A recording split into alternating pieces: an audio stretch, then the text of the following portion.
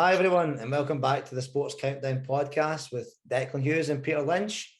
Hello. Today we are going to be talking a little bit of cricket. Pete, he's a big cricket fan over there. We're going to be talking about the T20 Cricket World Cup. But first, before we get there, we'd like to shout out Freelance Football Ops, who source football media roles, and you can find them on Twitter and LinkedIn if you're looking for a role in the media. So we'll get right into it, Pete. I just mentioned the T20 World Cup. Could you want to explain to a cricket noob like me what the current situation is with this tournament? Yeah, I feel a lot of people could be in that situation, to be fair. I should just start. I've just watched Ireland get knocked out pretty much, so I'm pretty devastated at the minute. I really can't believe it. I'm really, really gutted. So should maybe just cancel this episode, but the show must go on. So yeah, it was the group stages this week. And then you have the Super 12, which gets underway on Saturday. So that'll be tomorrow. Yeah, Australia, South Africa. So that's kind of the big names. So a lot of people kind of missed the qualifying this week of the group stages, but that involves Scotland and Ireland. As I said, Ireland didn't make it. Absolutely gutted. We beat Netherlands, lost to Sri Lanka. I kind of would have anticipated that, I guess. Those results were expected, but then we lost to Namibia about an hour ago. And I'm devastated. Got my hopes up. But they deserved it. Absolutely buzzing for them, history making. So I hope they do well. But then Scotland as well. Absolutely unbelievable scenes there. They've qualified. They won their group matches, beat Bangladesh in a thriller, beat Papua New Guinea and Oman. They've qualified in top spot. So that'll be decent. First T20 World Cup since 2016. It's been a long time coming, but buzzing for it. Yeah, absolutely. Nice. Didn't think Scotland were good at cricket, but there you go. I know, and there you go. They've got in ahead of Ireland as well. I'm raging. There's a good Frankie Boyle joke about it, but I won't say it on I'll leave that after it. Is there any kind of shock exclusions in the squads that have made it that you've saw? Yeah, absolutely. Big names are missing this time around. Obviously, we're coming off the back of the IPL. And a lot of players were outstanding there. I'd say a couple of exclusions were because of, the squads are just so competitive. Still no less surprising. So you have Sunil Narine missing out for West Indies, a bit of a shock. I think he, though, has faced some personal issues over the last few years and some controversial issues, I think, about his action. So maybe that's why he's missing out. You have Faf du Plessis, another who's having a bit of a battle with his country because there's no way he misses out on form with South Africa. Second highest run scorer in the IPL there, man of the match in the final. Shikhar Dhawan's another one, probably just because India have the likes of, KL Rahul, Rohit Sharma, Ishan Kishan, they're all ahead of him. But he was the fourth highest run scorer in the IPL, 350s. It's kind of hard to believe some of these. And Harshal Patel, purple cap winner, just in the IPL there with 32 wickets, miles ahead of anyone else. But maybe lack of international experience. Hopefully I haven't lost you here with all these names. Last one. Just going through the motions. Last one, the big one, Ruturaj Gaikwad, orange cap winner at the IPL, 635 runs, 16 games, 1 century, 4 half centuries. But again, probably not as as highly thought of as the other Indian batsmen. Obviously you can't base it all on IPL, but he's probably a bit experienced as well at just 24. So yeah, those guys are missing out. Some big names missing, I can tell. Huge. Right. Key matches for the tournament. Is there anything that you've got your eye on that you want to be looking out for? Yeah, there's a lot. Every single game is going to be really big and exciting to watch for sure. India, Pakistan, though, it's on Sunday. Opening game for these two. Definitely going to be some nerves in there. But there's obviously so much talent on display. And both, you want to get off to that perfect start. It's something you can relate to. It's not just cricket. It's any big tournament, the World Cup. You want to win your first game, get off to a flyer. And it's second against third in the world rankings. So, there's going to be some fireworks, I think. Another one, England, Australia. I'm sure even as a non-cricket fan, that there's a bit of rivalry there. Yeah. Obviously huge bragging rights. It's not quite the same as the Ashes, but it's it's still always pretty feisty when they come together. Pakistan, New Zealand, another one that stands out. Third v fourth in the rankings should be a good one. But yeah, as I say, there's every game should be decent. There's the so-called group of death. You have Australia, England, South Africa, West Indies, all in that. But I think the other group is also pretty deadly as well. But so there's definitely some key matches, but I think all of them are going to be really, really exciting to watch. Nice one. If you had to predict the winner right now, who do you think you would go for? It's always difficult to call, and I say it every week. My predictions are pretty dreadful on this show. I don't think you've got one right yet. So are yours, to be fair. They're not always spot on. I mean, I get the Tielemans one at the FA Cup final, right? So yeah, I'll claim one. I'll give you that one. I mean, just looking at it, India, obviously they're the favourites to go on and win it. So, I mean, it's hard to kind of see past them. To be fair, they've got a team full of absolute star players, and I think they've played a lot of cricket out there. It's in the UAE this year, so they've played a lot of cricket. They're going to be well used to the conditions out there.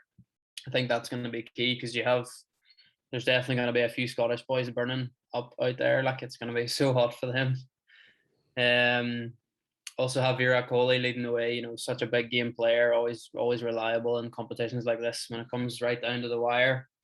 And I think they've just brought in MS Dhoni into the camp, so he could be crucial, you know, in terms of guiding those younger players. I don't think you want to hear it, but I think England, they have to be in with a shout. You know, number one ranked team in the world at the minute. Dawood Malan, currently number one batsman in T20 cricket. I know rankings aren't everything, but I mean, that should give you a bit of confidence. Another incentive I'd say they have is they could become the first team, I think, to hold both limited overs trophies at the same time. So they won the 50 over World Cup there a few years ago, the ODI. So, and they actually lost in the last T20 World Cup final. So definitely plenty of motivation for them. But they're missing Ben Stokes and Jofra Archer, so that they'll be massive misses. You know, they've been crucial to England, and I think Owen Morgan as well, good Irishman, I have to say it, but he's playing for England, which it happens a lot in cricket, much more than it does in football, would you believe? But he's been struggling for form, so it's going to be interesting to see how they go. So yeah, India and England up there. Not winners, but maybe Afghanistan, dark horse going into it. Rashid Khan, obviously key with the ball. Hazratullah with the bat. And then last one I would mention is West Indies. They're the only team to win it more than once. Obviously they have, you know, Karen Pollard, Bravo, Gale. You know, they've been kind of comments have been made that they're not able to like run between the wickets. They're just big guys and they just can hit the ball far and they hit boundaries. But I don't think that matters when you have Gale on form. I think he's just under 100 runs away from becoming the leading scorer in the World Cup T20 in history of the tournament. So I think he'll want to beat that for sure. Next one. Very well informed, Jan. I love it. Well, one has to be. Yeah, true, very true. We'll get to the countdown then. We like to do our top three of whatever the topic is for this week. So we're going to go with the cricket. Obviously, I'm not informed enough to answer any of these questions. So we'll go with, Pete, your top three players to watch at this tournament. Who do you think? We'll start at three. Yeah, well, just to let everyone know, I've been stuck in a few NFL podcasts where I don't know much about it. So don't worry, you're not alone here. It's fine. Yeah. But yeah, number three, gone for Varun Chakravarti. 18 wickets in the IPL there, you know, can be a match winner on his day. I think he's going through some injury issues, maybe with his knee. So I think he might not even be used in every single game, just the important ones. But he's definitely capable of producing some magic with the ball.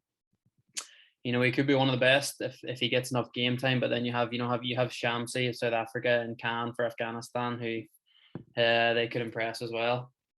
Number two, gone for Quinton de Kock, South Africa. Just a big fan of his. You actually look a bit like him now that I've just looked at you closely there. Because I've got a bit of facial hair now. Is that right? Yeah, South African look on you.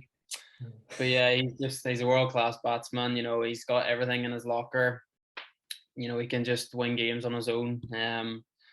Maybe a wee dark horse shout for South Africa as well, with guys like him in the team leading the way, and Shamsi, as I said.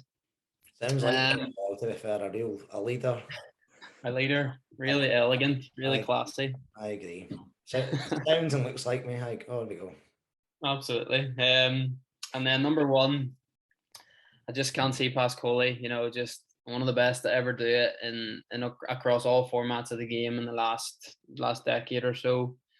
Such an icon of cricket, of Indian cricket, of all cricket.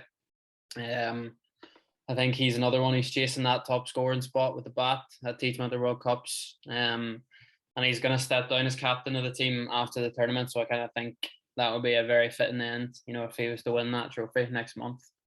Very nice. Good stuff. So that's yeah. What I would say is, look, there's a lot of different types of cricket, all right? And this is the one where boys like you are watching. Okay, this is the one that lasts a few hours rather than a few days, all right? So this is T20 cricket, 20 overs. None of that test cricket stuff. I can't even watch that. You're just sitting there for hours and hours and hours and nothing happens. So this is the one with all the lights and the music and the dancing and all sorts. It's like Rounders then.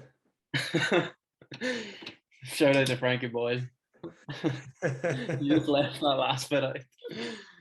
But yeah, this is the one you need to watch. Like this is if you're ever gonna get into cricket, which I don't think you will, but I don't think it's on here in America. I don't think they know what cricket is.